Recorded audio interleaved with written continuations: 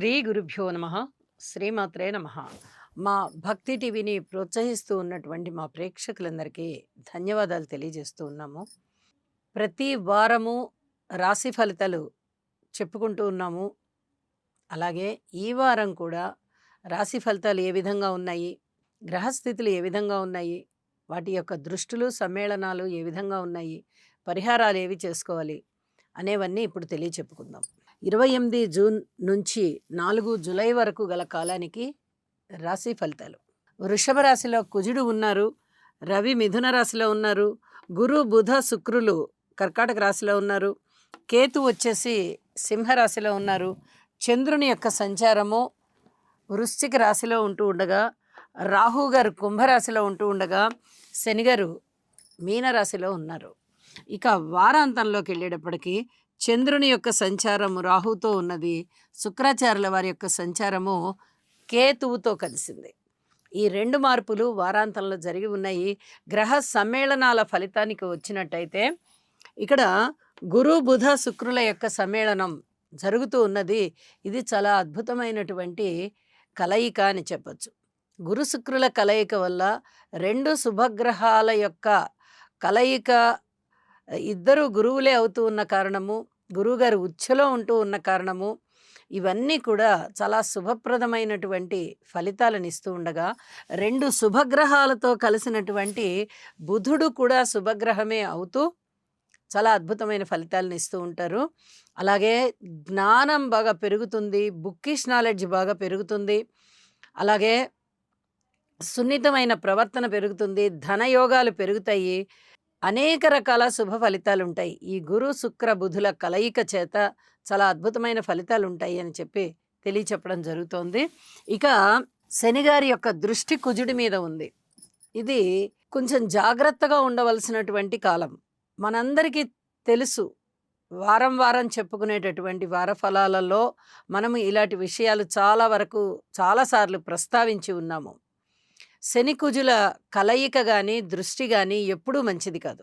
అది ఎప్పుడు మంచిది అంటే రెండు గ్రహాలు ఉచ్ఛలో ఉండి వాటి యొక్క పరస్పర దృష్టి కానీ కలయిక కానీ శుభస్థానాలలో ఉన్నట్లయితే అప్పుడు చాలా మంచి ఫలితాలని ఇస్తూ ఉంటాయి తప్ప, లేకపోతే చాలా వరకు 99% ఇబ్బంది పెట్టే గ్రహాలు అవి. ఆ కలయిక కూడా ఇబ్బంది పెట్టేదే. కొంచెం కడుపు నొప్పి లాంటివి ఉండేటటువంటి అవకాశం ఉంటుంది. రోడ్డు ప్రమాదాలకి కూడా కొంచెం అవకాశం ఉండేటట్టుగా ఉంటుంది. ఈ విషయాలలో మటుకు జాగ్రత్తగా ఉండాలి. ఈ శని కుజుల యొక్క స్తోత్ర పారాయణాలు తప్పనిసరిగా చేసుకోండి అని చెప్పి తెలియజేస్తూ ఉన్నాను. ఇక గురువుగారి యొక్క పంచమ దృష్టి చంద్రుడి మీద పడుతోంది. ఇది కూడా చాలా మంచి మానసికమైన దృఢత్వం కలిగేటటువంటి పరిస్థితి ఉంటుంది. అలాగే నవమ దృష్టి శనిగారి మీద పడుతూ తన రాశి మీద కూడా పడుతూ గురువుగారు ఇక్కడ అత్యంత శుభకరమైన ఫలితాలు ఇస్తూ ఉన్నారు. చాలా అద్భుతమైనటువంటి వారం అనే చెప్పాలి ఈ వారం. అలాగే వారాంతంలోకి వెళ్ళేటప్పటికీ శుక్రకేతుల కలయిక అంత మంచిది కాదు. అది వివాహ జీవితంలో కానీ, అలాగే స్నేహితుల మధ్య ఆ స్నేహం విషయంలో కానీ, బంధువుల మధ్య బంధుత్వం విషయంలో కానీ చాలా జాగ్రత్తలుగా ఉంటూ ఉండాలి. ఇది చాలా చెప్పదగినటువంటి సూచనగా కూడా తెలియచేస్తూ ఉన్నాను. ఏది ఏమైనా పరిహారాల విషయంలో మటుకు తప్పనిసరిగా ఏ రాశికి చెప్పే పరిహారాలు ఆ రాశికి చేసుకొని ప్రశాంతమైన జీవితము, అభివృద్ధికరమైన జీవితము పొందవలసిందిగా మా ప్రేక్షకులందరికీ కూడా ఒక మనవి చేస్తూ రాశి ఫలాల్లోకి వెళ్దాము. కుంభరాశి. కుంభరాశి వారికి ఈ వారం రోజుల కాలాన్ని పరిశీలన చేస్తే ఎక్కువ జాగ్రత్తలతో కూడి ఉండాలి అని చెప్పి తెలియజేసేటటువంటి సంకేతాలు గ్రహస్థితుల ద్వారా మనకి తెలుస్తూ ఉన్నాయి.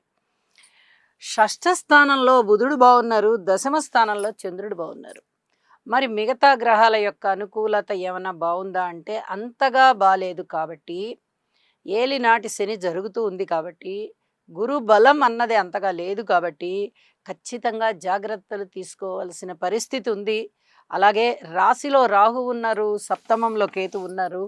ఇది కూడా చాలా జాగ్రత్తలు తీసుకోవాలి అని సంకేతం ఇచ్చేటటువంటి గ్రహస్థితే. మరి గురువుగారు ఉచ్ఛలో ఉన్నారు కదండి, అనుకూలమైన పరిస్థితులు ఉంటాయి కదా అని చెప్పి ఒక అనుమానం రావచ్చు ఎవరికైనా.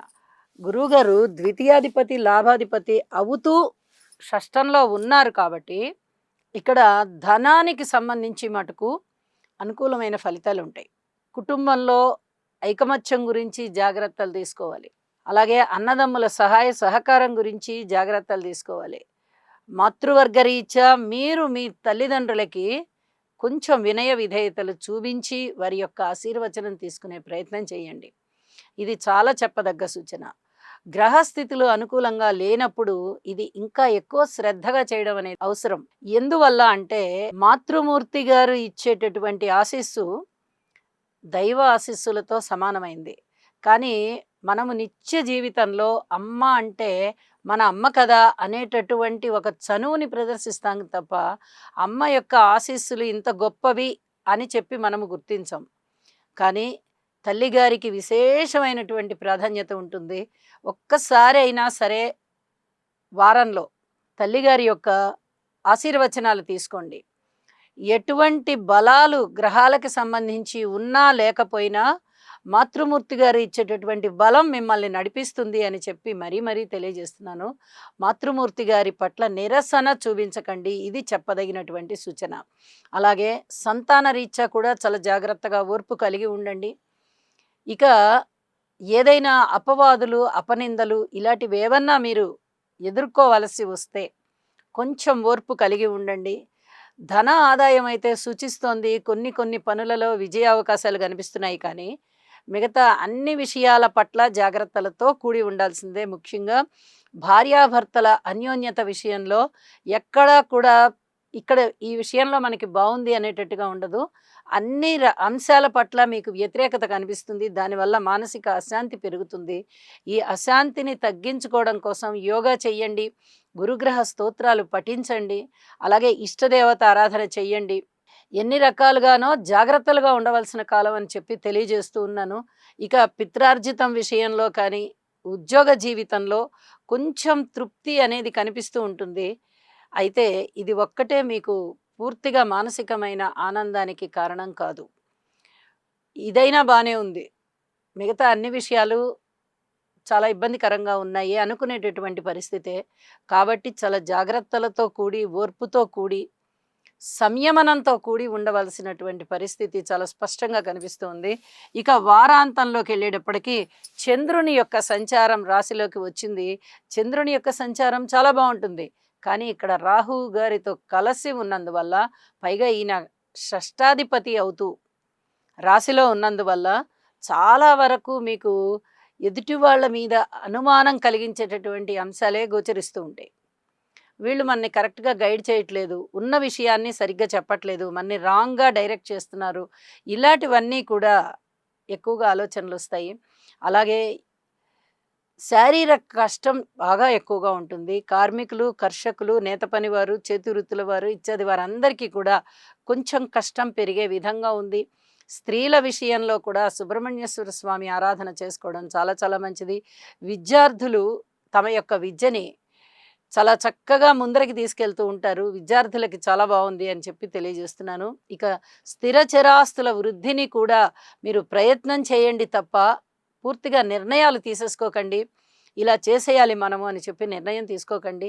కొద్ది రోజులు సంయమనంతో ఉండవలసిందిగా సూచన చేస్తూ, చెప్పిన పరిహారాలు చేసుకోవడం ద్వారా మనశ్శాంతి ఉంటుంది అని చెప్పి గమనించండి. శుభం.